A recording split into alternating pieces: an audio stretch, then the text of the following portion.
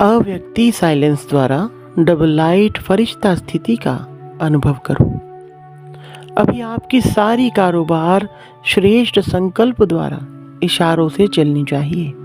ऐसे लाइट रूप में रहो जो व्यर्थ संकल्प, व्यर्थ समय समाप्त हो जाए। वही संकल्प उठे जो होना है और जिसको करना है। उनकी बुद्धि में भी वही संकल्प उठे कि यही करना है। तब यह साकार वतन सूक्ष्म वतन बनेगा।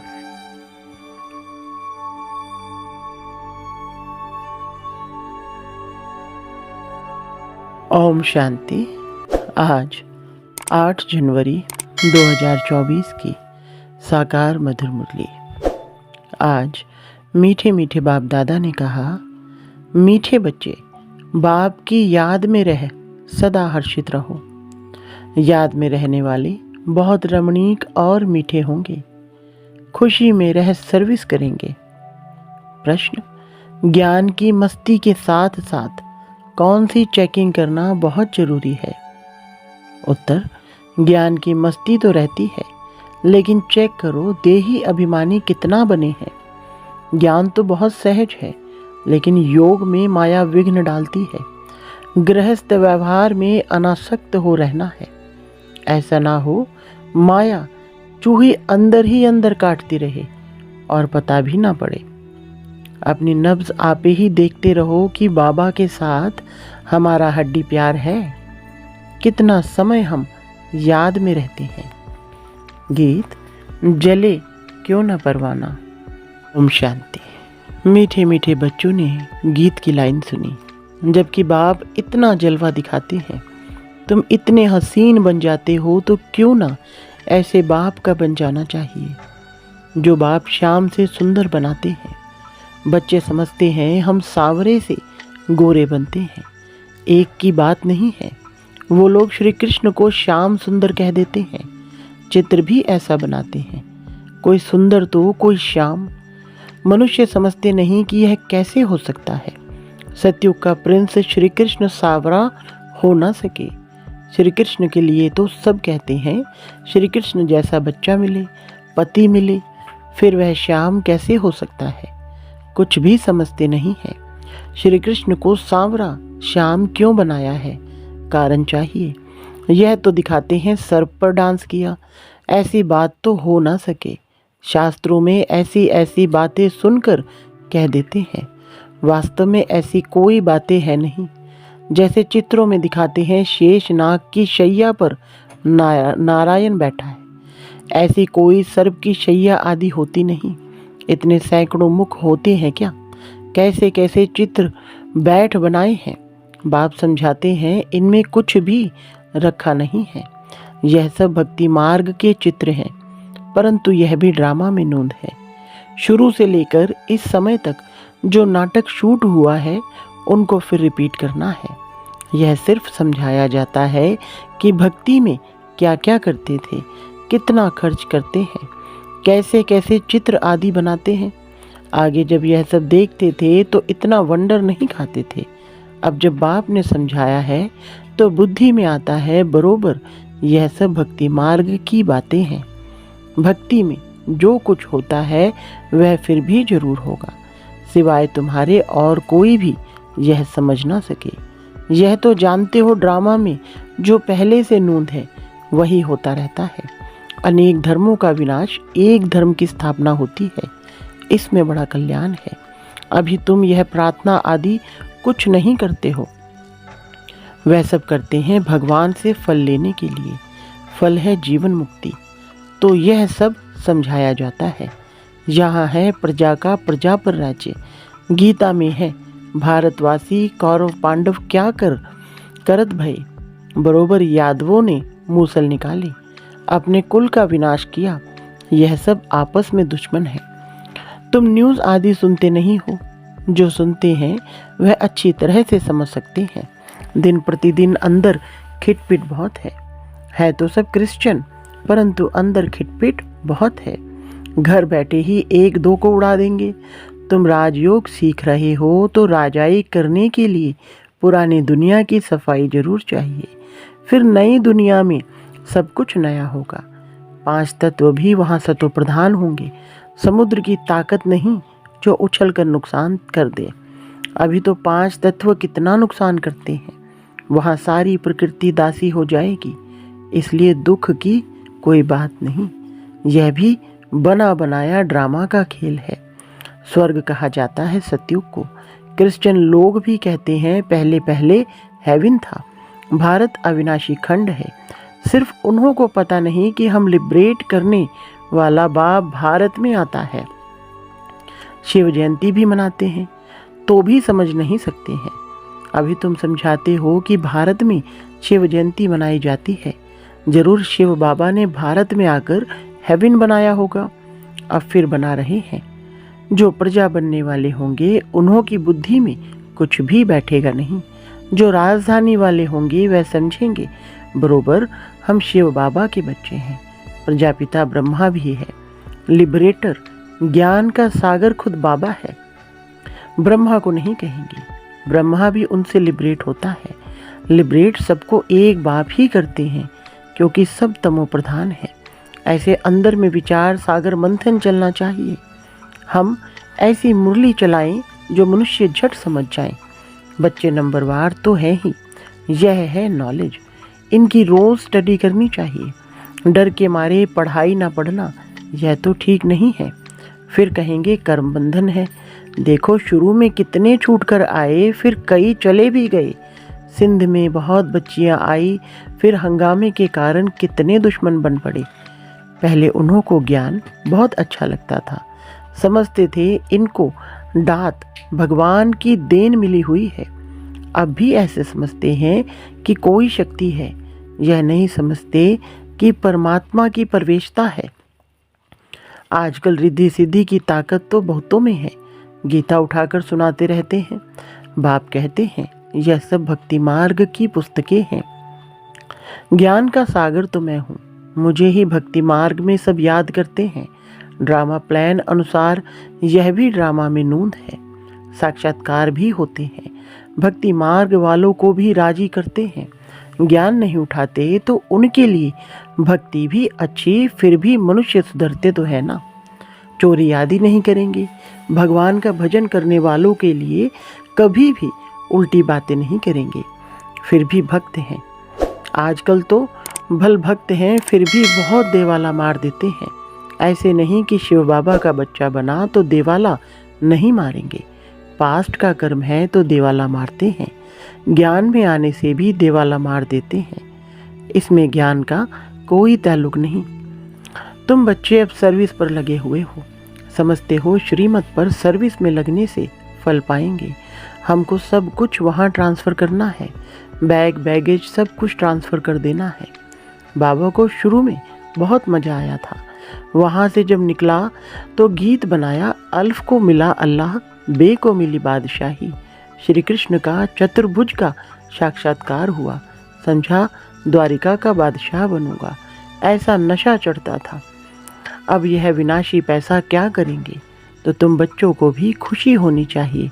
हमको बाबा स्वर्ग की बादशाही देते हैं, परंतु बच्चे इतना पुरुषार्थ ही नहीं करते हैं। चलते चलते गिर पड़ते हैं। अच्छे अच्छे बच्चे बाबा को निमंत्रण देने वाले कभी बाबा को याद नहीं करते। बाबा के पास पत्र आना चाहिए कि बाबा हम बहुत खुश हैं, आपकी याद में मस्त रहते हैं। बहुत हैं जो कभी याद नहीं करते। याद की यात्रा से ही खुशी जोर से चढ़ेगी। ज्ञान में भल कितना भी मस्त रहते हैं, परंतु देह अभिमान कितना है। देही अभिमानी पना कहाँ है। ज्ञान तो बड़ा इजी है। योग में ही माया विघ्न डालती है। गृहस्थ व्यवहार में भी अनासक्त हो रहना है। ऐसा ना हो जो माया अंगूरी लगा दे। माया काटती ऐसे है जैसे चूहा। चूहा ऐसे काटता है जो भल खून निकल आए पर पता ना पड़े। बच्चों को पता नहीं पड़ता कि देह अभिमान आने से कितना नुकसान होता है। ऊंच पद पा नहीं सकेंगे। बाप से पूरा वर्षा लेना चाहिए। मम्मा बाबा मुआफिक, हम भी तख्तनशीन बने। बाप है दिल लेने वाला। दिलवाड़ा मंदिर में भी पूरा यादगार है। अंदर हाथियों पर महारथी बैठे हैं। तुम्हारे में भी महारथी घोड़े सवार प्यादे हैं। हर एक को अपनी अपनी नब्ज देखनी है।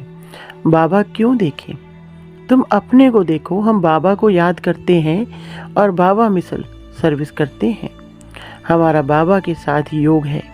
रात को जागकर बाबा को याद करते हैं। हम बहुतों की सर्विस करते हैं। चार्ट रखना चाहिए। बाबा को हड्डी जिगरी कितना याद करते हैं। कोई समझते हैं हम निरंतर याद करते हैं। यह नहीं हो सकता। कई समझते हैं हम बाबा के बच्चे बन गए बस, परंतु अपने को आत्मा समझ बाप को याद करना है। बाबा की याद बिगैर कुछ काम किया गोया बाबा को याद नहीं करते। बाबा की याद में सदैव हर्षित रहना चाहिए।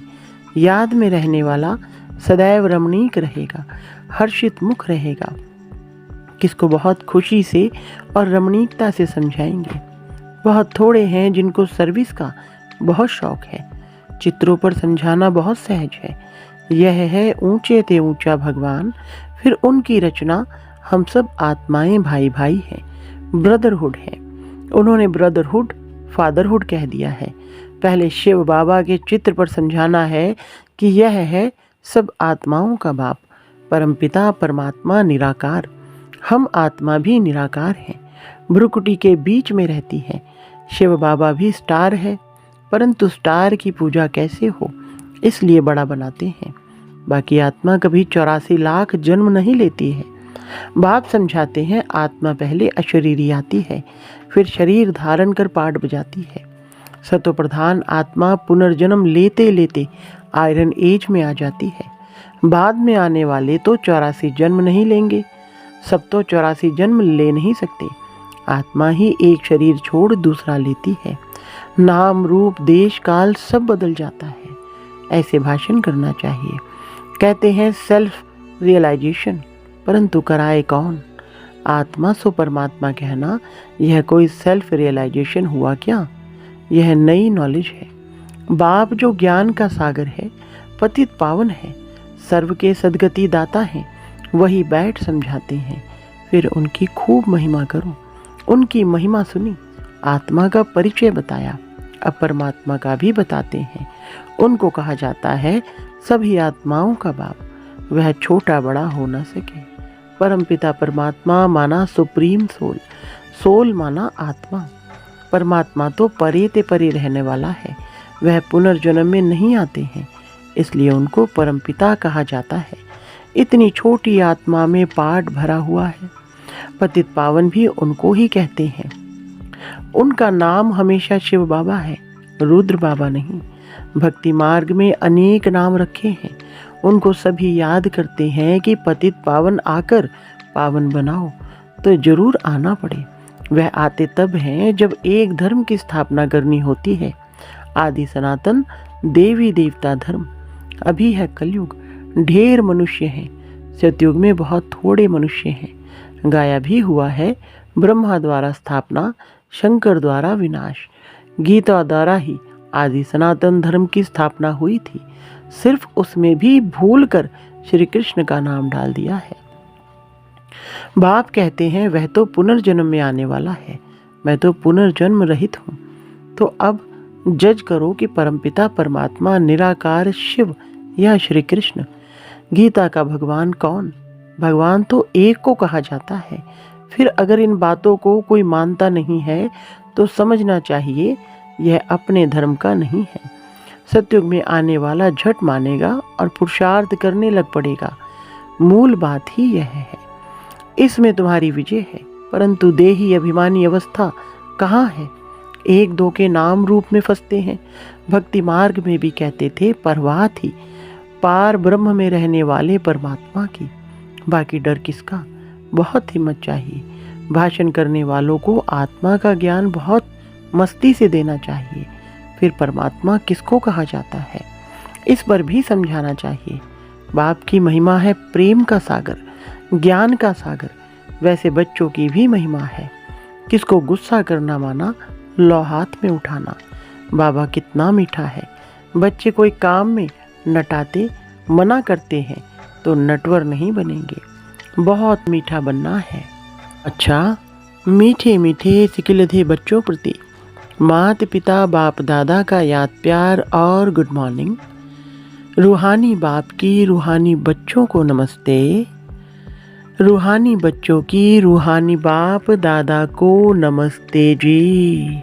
धारणा के लिए मुख्य सार। नंबर 1, अपना बैगेज सब ट्रांसफ़र कर बहुत खुशी और मस्ती में रहना है। मम्मा बाबा समान तख्त नशीन बनना है। जिगरी याद में रहना है। नंबर 2, किसी के डर से पढ़ाई कभी नहीं छोड़नी है। याद से अपने कर्म बंधन हल्के करने हैं। कभी क्रोध में आकर लौ हाथ में नहीं उठाना है। किसी सेवा में ना नहीं करनी है। वरदान, रॉयल और सिंपल दोनों के बैलेंस से कार्य करने वाले ब्रह्मा बाप समान भव। विस्तार, जैसे ब्रह्मा बाप साधारण रहे, ना बहुत ऊंचा ना बहुत नीचा। ब्राह्मणों का आदि से अब तक का नियम है कि ना बिल्कुल सादा हो ना बहुत रॉयल हो, बीच का होना चाहिए। अभी साधन बहुत है, साधन देने वाले भी हैं, फिर भी कोई भी कार्य करो तो बीच का करो। ऐसा कोई ना कहे कि यहाँ तो राजाई ठाठ हो गया। जितना सिंपल उतना रॉयल, दोनों का बैलेंस हो। स्लोगन, दूसरों को देखने के बजाय स्वयं को देखो और याद रखो, जो कर्म हम करेंगे हमें देख और करेंगे। अच्छा, ओम शांति।